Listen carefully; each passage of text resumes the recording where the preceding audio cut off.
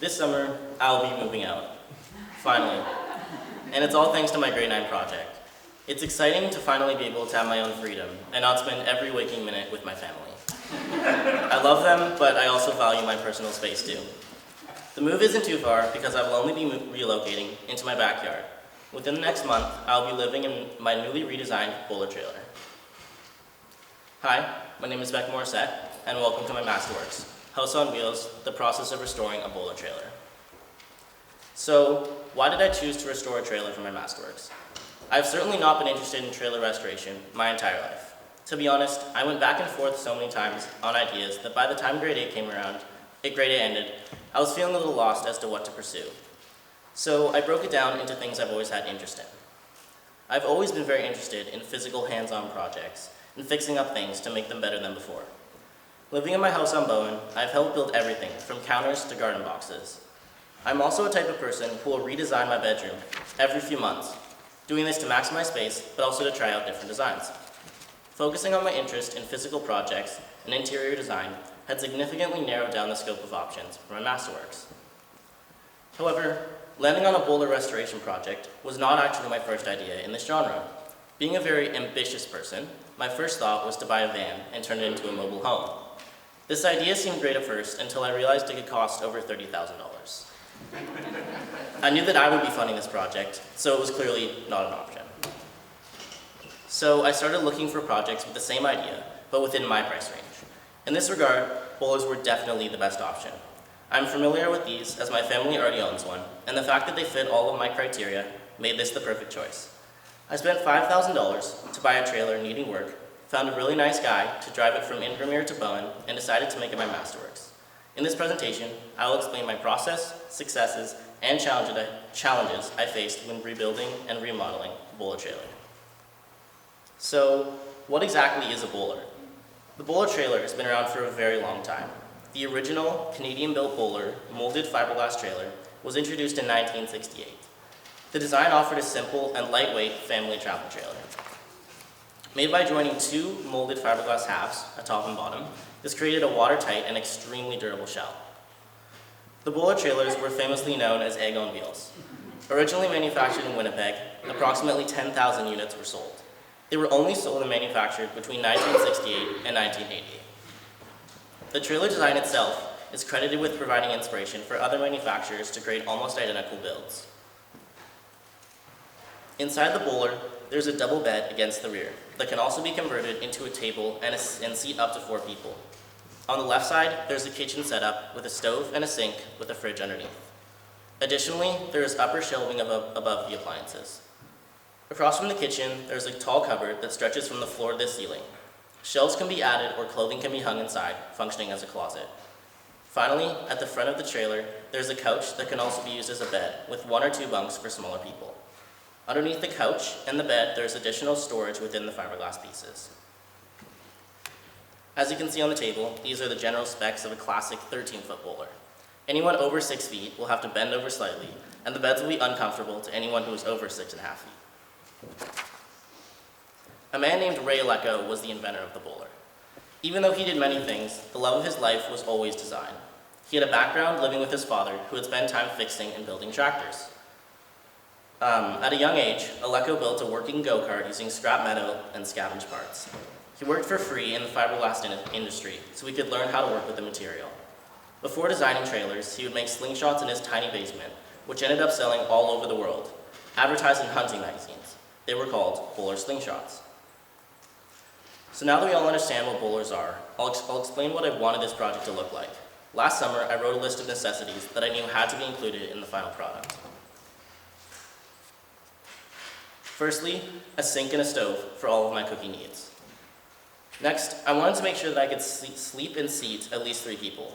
Some restorations make the bed more permanent, meaning the seating becomes an issue, so I steer clear of this design.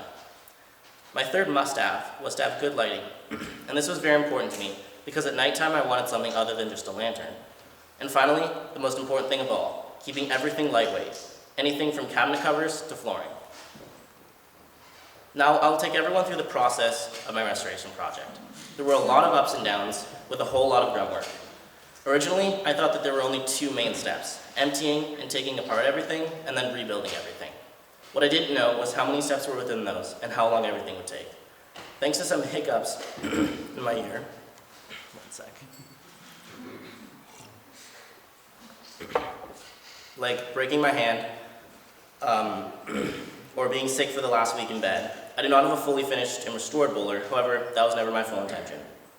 I will now take everyone through 2 phases of this project.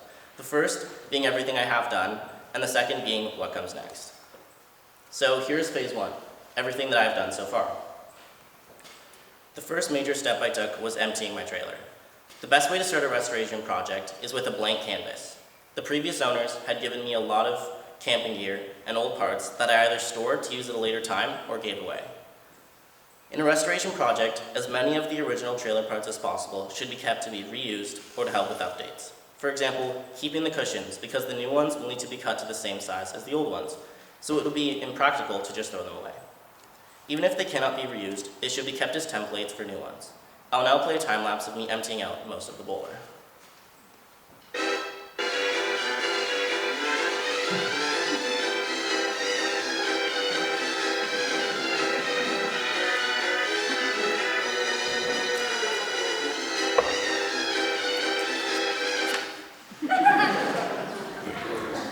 By the end of this first step, I had removed everything. Cushions, cabinet doors, hardware, lighting, curtains, hooks, and the flooring too. Removing the flooring was something that took a lot longer than I initially expected. Because the trailers were made back in the 70s, there's a high risk of asbestos, but it is not an issue unless the area of contamination is disturbed.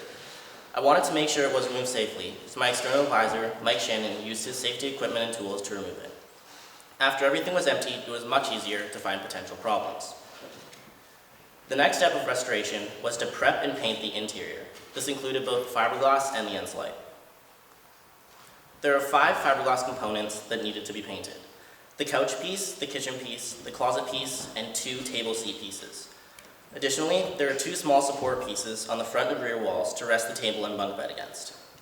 Prepping the fiberglass components contains a few main steps. The first is sanding with 80 to 100 grit sandpaper. I did this with a piece of sandpaper in my hands. The main trick I learned while sanding was to feel along the fiberglass to make sure it is flat, because sometimes imperfections are not visible. Sanding helped the paint adhere better to the surface as well. Another main step is to fill holes. A lot of times, too many screw holes will be used, and the holes need to be filled before priming and painting. The product I used is called JB Weld Putty. It is a hard substance, but when manipulated in someone's hands, it will become soft and easy to shape like Play-Doh. It took about 30 minutes for the putty to harden after being placed. Then it was very easy to sand over and make it look like one smooth surface.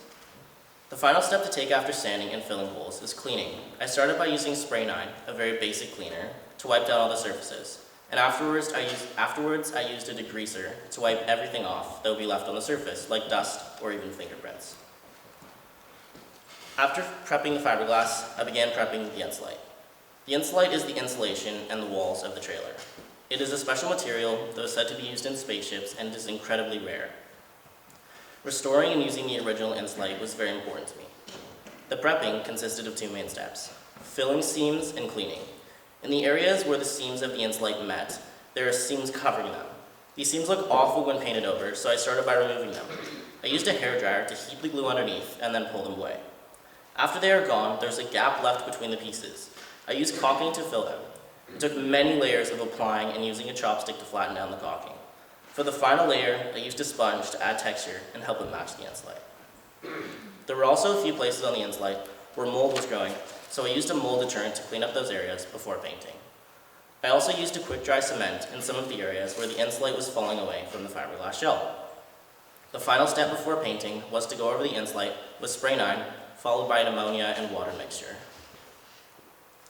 After both surfaces were prepped, I began painting. Painting both the fiberglass and insulate involved primer and then actual paint. I used the roll and tipping method, which involves both a roller and a paintbrush to apply. The process took 2 coats of primer and 1 coat of the Interlux marine paint. The kitchen components were the most difficult to paint because I had to paint the underside of the upper shelving, which led to a lot of paint in my hair.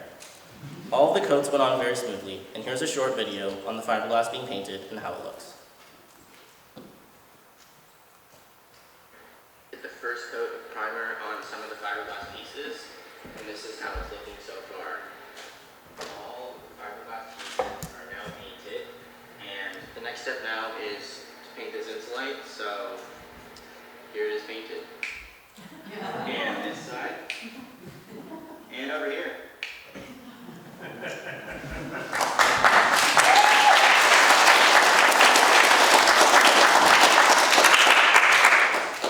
This clip also showed us the next step, which was painting the inside.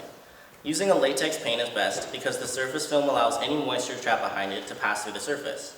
If moisture is trapped behind the surface, bubbles, blisters, and peeling can result. Painting the inside was one of the most rewarding experiences. This is because I got to witness the physical change of the Boler's appearance as I worked on it. The original color of the insulate was a brownish color that was very unflattering. After the coats went on, the seam slowly disappeared, and the painting itself was very easy because I only used a brush to apply it instead of the roll and tipping method. After the painting of the interior was finished, I hitched up the trailer and drove it to Mike Shannon's shop. This is where the workload started to increase a lot. The first thing I did was remove windows. Here's a video showing how I did it. Now that I'm popping out the windows, so I removed all the old rivets by drilling through them.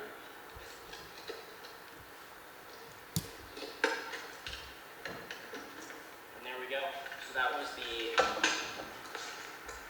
left side of the trailer. There's the window removed. Reach right through us from it. So now it's just the front and rear windows.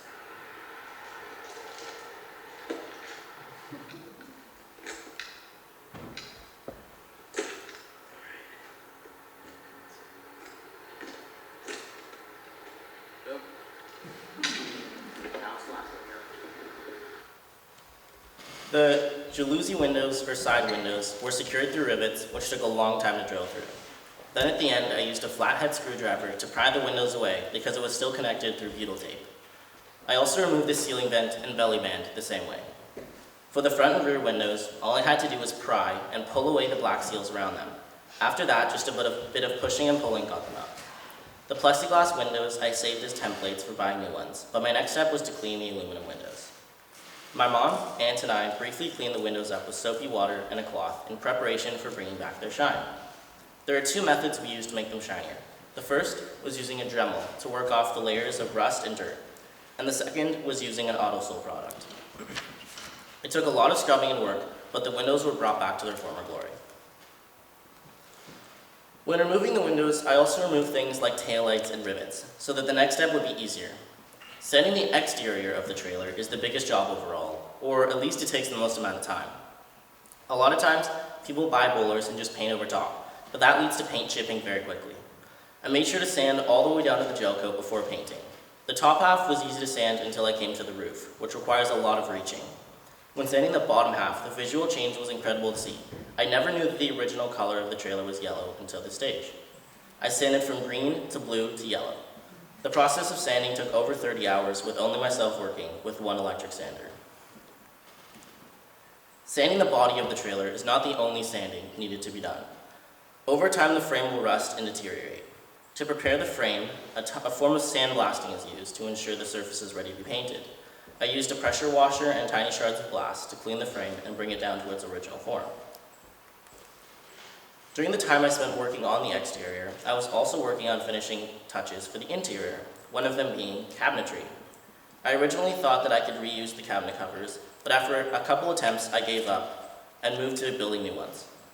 I bought a large, half-inch piece of plywood and traced around the edges of the original covers, using them as templates.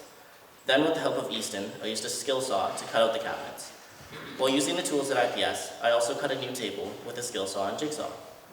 The original hinges for the cabinets were painted a blue color with layers of paint, so I left them in hot water to soak off. After a night of sitting, they slowly returned back to their original brass colors, for the most part. In a few weeks, I will be putting the covers back onto the cabinets. All these steps I've talked about are what I have done in the trailer so far. Phase 1. It is definitely the bulk of the work and the toughest parts. It is more of the grunt work with less of the visually pleasing work.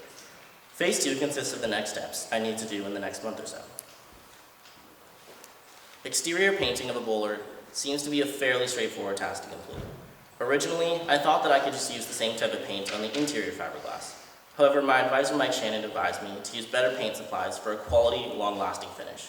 The paint used is an automotive paint with an epoxy primer. To apply the paint, a sprayer is the most effective method. Painting consists of firstly 3 coats of primer, then a light sanding with 320 grit sandpaper, and then 2 final coats of the acrylic urethane paint. The color combination I'm going to use is a light blue on the top, and a light blue on the bottom, and a white on the top. Another part of the exterior I'll paint is the frame. It uses the same primer and amount as the body, but then finishes with 2 coats of a simple flat black paint.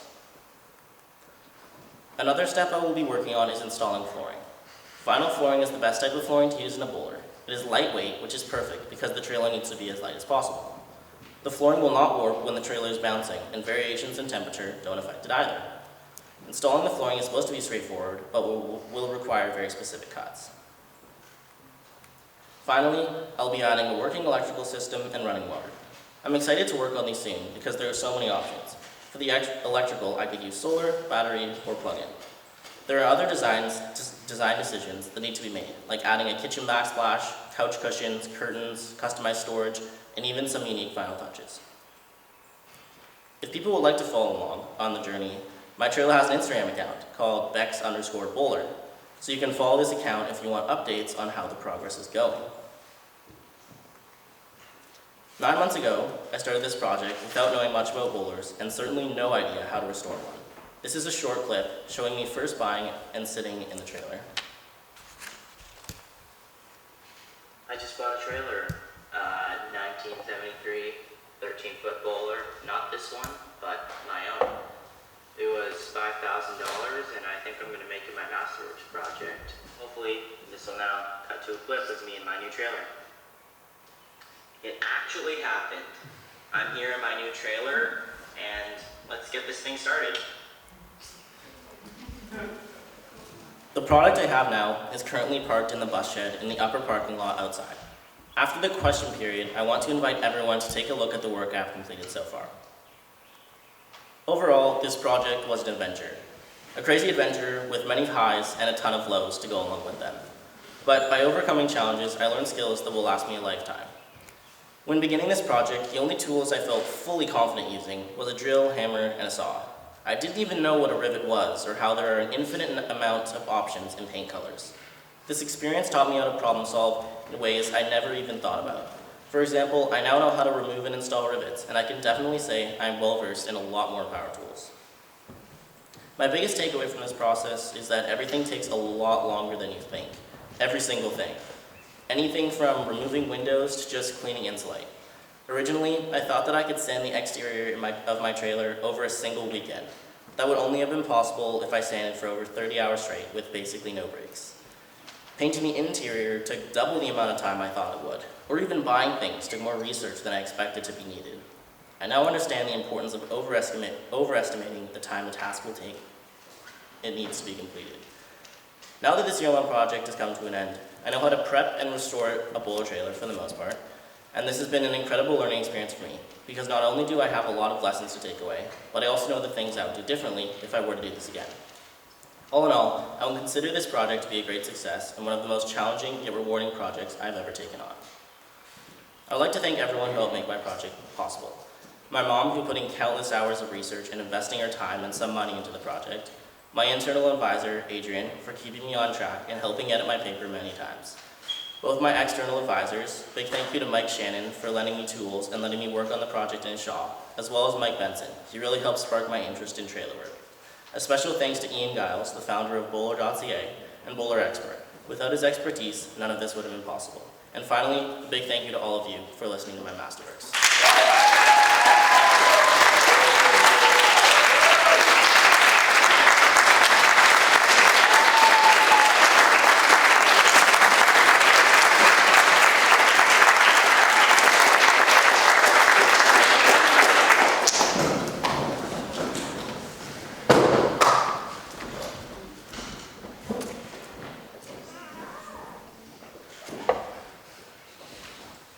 Excellent work, Mr. Morrissette. We are on to question period, starting with your advisors. Should I go first? Okay. Mr. Morrissette, well done. I think some of your videos didn't really give the right impression of the amount of work if I could snap my fingers and do what you do, I would get a lot more done. Can you tell me, you did so much. Can you just give us an idea of maybe what was the biggest challenge you faced, and then perhaps the opposite of that, what was the thing you found most successful or you're most proud of? Yeah, for sure. I think what was very challenging overall was when I put in a ton of work into something and there was no visual change. So, for example, sanding the exterior took a lot of time, and I would spend maybe 5 hours sanding in a day, and I would only get like this much done. So it felt a little bit harsh to see that and see how much I had left. But I think that's just part of it, and I think now I'm reaching steps that will, seem to go a lot faster and have a lot of visual changes. But it was very challenging sometimes seeing that and going, oh, I wish it, looked as good as all these photos I was seeing on Instagram or other places, and being like, I don't mind to look like that. Success-wise, I think specifically painting the interior was very successful. I didn't know much about painting fiberglass or anything like that, but I think it went very smoothly thanks to some research that I did. Yeah. Thank you. Hello, I'm Mike Benson, one of the advisors.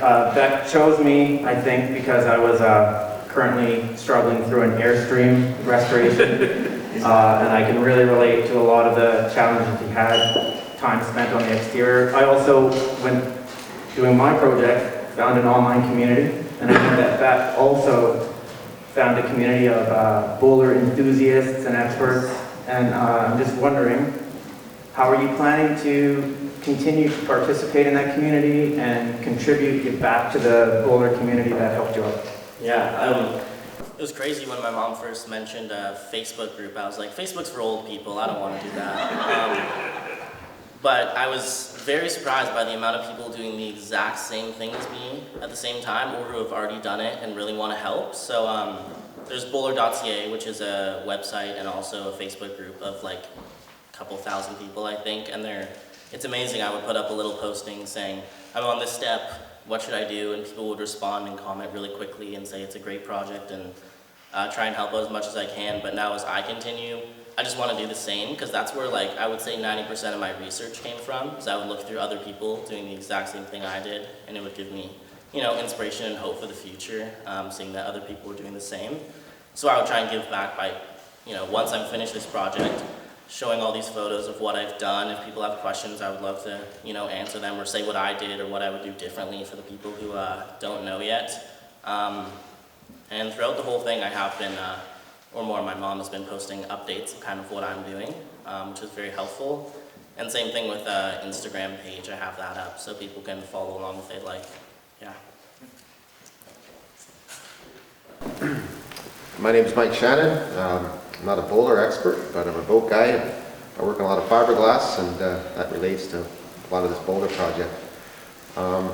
Beck, I'd like to ask you, what was the biggest surprise that you found in this project now that you've done it? Pulled everything apart. Mm-hmm. And lastly, I asked this about a lot of projects. Would you do it again? Yeah. I'll go with the first one. Biggest surprise. I mean, I was very surprised by the amount of time I had to put into it. That was something that, I'd always thought, oh yeah, I'm up for it, and I was, but I think I didn't know how many hours I'd be, putting into it or taking away from, my free time or something like that. So that was a shocker for sure. And then I think seeing how a Boler actually works was very interesting to me. Like I hadn't seen how fiberglass looks from the inside or anything like that. I've never really worked with that.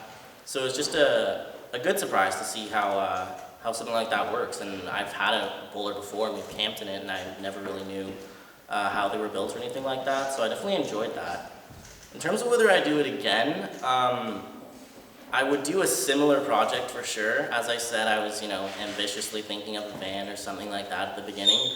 But in the future, I think because I have all these ideas of, oh, I would do this a little differently, or like I now know how to do this better, I would do something similar again. Just because maybe not a Boler again, but some kind of car or van restoration, or making that kind of thing into a mobile home. I would do that eventually, so definitely, yeah.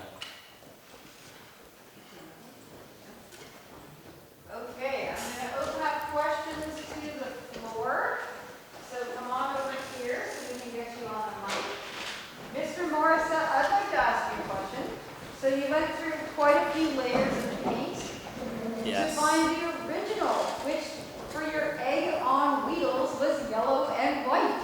Is that how they sell the Boulder trailer? I think they Yellow were. on white, so it looks like an egg?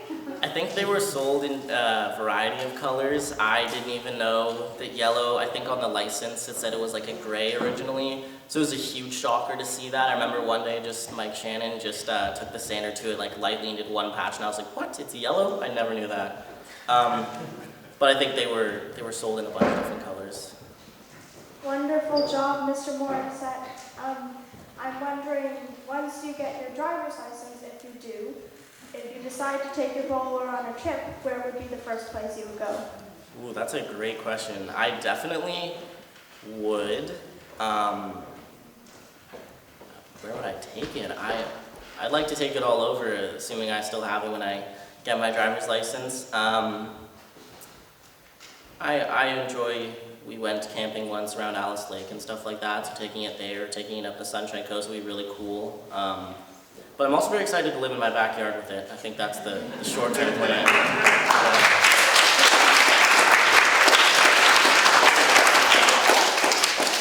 Very good presentation, Mr. Morrissette.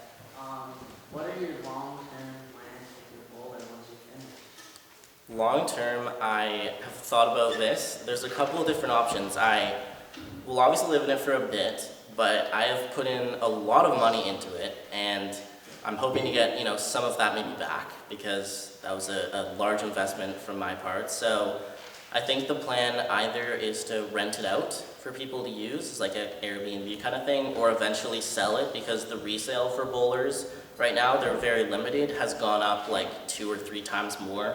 So for example, like the shell that I bought could be worth double than when I bought it for $5,000, it could be double that for how it was. So long term, I would probably end up selling it. Awesome job. If you could, the biggest thing that you would tell your past self, if you go back in the past, what would you tell yourself to do differently? Probably just know that it would take a lot longer. Just put in the time right away and, plan for everything to take way longer. I think just knowing that at the beginning would have been a bit easier, because in my head I would make this plan and then I'd write it out and I'd be like, yeah, and this week I can do this, and then, that would take 3 weeks. That's just how it kind of went. So I think I would just tell myself to, understand how long things actually take and overestimate. Great job, Mr. Morrissette. So when are you hoping to have your bowler done and ready to move into? I'm hoping to move into it this summer. The big step is painting the exterior, and then adding in things like flooring and stuff like that. So, maybe in a month or a little over that, whatever ends up working. But then again, I obviously need to overestimate my time a little bit. So maybe it'll be a little longer than that. But sometime this summer would be the goal. Great job, Mr. Morrissette, on your presentation. I was wondering where you kind of found your inspiration for the design and colors and stuff like that. Yeah, I think from so many communities, Facebook and Instagram and all these places, I saw so many photos of these beautiful finished trailers, so I kind of got a lot of inspiration from there. In terms of the outside colors, that's just a preference I have. A light blue color I think looks really nice from what I've seen from photos, but it all just came from other designs and kind of figuring out what I like and then combining those into what I thought would be the best. Good job on your trailer thing. And I was just wondering, what are you currently working on for? Yeah, for sure. This week was supposed to be a big push, but then I got pretty sick for a week, so I was supposed to be working on the exterior, finishing up things like re-riveting. Some of the cabinetry, the upper cabinetry is held in by rivets from the outside to the inside, so I was going to be re-riveting that, and then hopefully getting maybe some primer on the outside. That was the goal, get some paint on it. But that'll be my step now once I'm back to it. After this Masterworks week, I'll be back to priming and then painting of the exterior. Awesome. I was really impressed throughout your whole presentation as well as with your build. Obviously, it's quite a long project, and you did mention you had a couple of setbacks. It can be quite challenging mentally to work on such a big project. Can you give me a little bit of an example or how you felt mentally throughout the whole process? You want an example? Or like, can you explain like if you're working on a long project, how you dealt with maybe like sanding when you came home? Oh, okay. Like, how do you make sure that you're continuously working on the board? Yeah, it was tough. There were some times when I was like, oh, I feel like I've done nothing. Like, it was a bummer, but I think motivation-wise, I would just kind of picture what it would be like when it was finished. Like, all the photos I've seen of them being finished really inspired me, especially when you see like someone enjoying a meal in there or someone, you know, going to bed and it looks all cozy and stuff. I was like, I really want that for myself, and I really think that would be amazing, and I'm designing this for me, so I think that's something that helped push me and motivate me to do it. Mr. Morrissette, I'm so impressed. I can't even do the caulking on my bathtub. Like, I made the worst biggest disaster. Last year, I tried painting my front door and it cracked all winter long, it cracked worse. I'm just so impressed with all that you learned and the skills that you developed. What do you think, so I have two questions. One is, what do you think is the best transferable skill that you have found, like in terms of working with tools or building or whatever? And then the other one is, as a homeowner, I know how much every project costs. Do you know what the costs are for all the materials and everything that you've included? I have an estimate. I'll answer the first one. Transferable skills. I mean, I think I'm just a little bit well-versed in not only using, but just knowing about tools. Like, I didn't know what a Dremel was or anything like that, or what rivets were. So I think just, they're very specific, obviously, but when people are doing projects like that, and I'm like, oh, actually, I do know something about that, or I can help with that. So I think that's great for any kind of project, or just even caulking. I know there's a lot of that in our house that we've, haven't tackled before, but that's something I could just go do now because I know how to do it. So a specific skill, maybe just I'm a lot better at painting now. It's a process that was, trial and error for me. So I think that's something that I'm proud of, and I think it looks very good on the inside because of the work that I put into it. But a lot of skills I'm just happy to have now. And then secondly, it was like $5,000 for the shell, just like buying it, and then a little over $1,000 for exterior paint and those materials, because that's super expensive. I'd say a little upwards of $7,000 now. It'll be a tiny bit more before it's done, but around $7,000. Yeah, which is, a big punch in how much money I have, considering it's mostly mine, so yeah. Mr. Morrissette, what's a riveting, and also what's your name for the trailer? Yeah, for sure. Rivets, they're very specific. They're meant to be long-term, like they're not something you just, go and screw out. Meant to be really watertight and stuff. They're close to like how you could mistake it for a screw or something like that. But it's just this long metal thing that you use a gun to push it in, and it keeps it really secure. And riveting is done with like a rivet gun.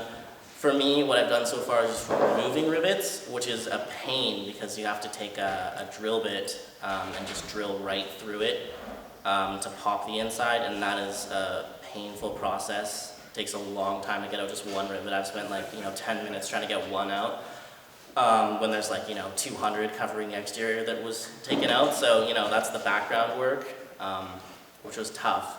And then the name, I was going back and forth a lot because I was like, it has to be, meaningful and something that, I didn't want to just go to a word generator, name generator, and just pick something like that. So I think the name I've settled on is Max. It's actually named after my grandfather in my mind because he wanted to be here and like help me through this process and be here for Masterworks, but he's stuck in Toronto because of COVID and being very immune compromised, but I think he started my love for like working on hands-on projects and that kind of thing. So the name is, put towards him. So yeah.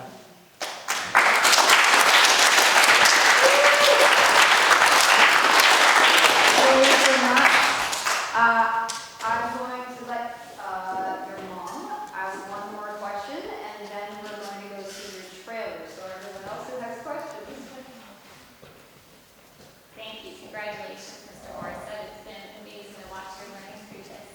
I have a question for you. As a student, how was it for you having that mentorship model where you had different people that you either had to find or then ask questions to? Could you maybe share what that was like, and what did you do when you got different opinions on how to do something? Yeah, definitely. It was very helpful to have a lot of different people helping me. I had both my advisors and then internal advisor, and then I also had the guy who founded Boler.ca, Ian Giles. I would consider him like the Boler expert. Like, he just knows everything. He was also in my corner, who would hop on Zooms, and I would email him a lot back and forth, which is amazing because I don't think I could have done that without specific help. I think there was a lot of different opinions, even just researching, where people would be like, yeah, do it this way, no, do it that way, or there was even some heated debates in the Facebook comments between people. So I think it was just a matter of trying to find either like what most people do, or there were some decisions where I was like, I want to do this because either it's easier to find this kind of material or something like that. When I was planning on there's certain cabinets that need to be held in, and some people fiberglass them in, some people rivet them in. So there's choices that I was like, I'm going to make this, but for the most part, following what most people did was my way of doing that. Mr. Morrissette, it's now up to you to lead us to Max. Yes.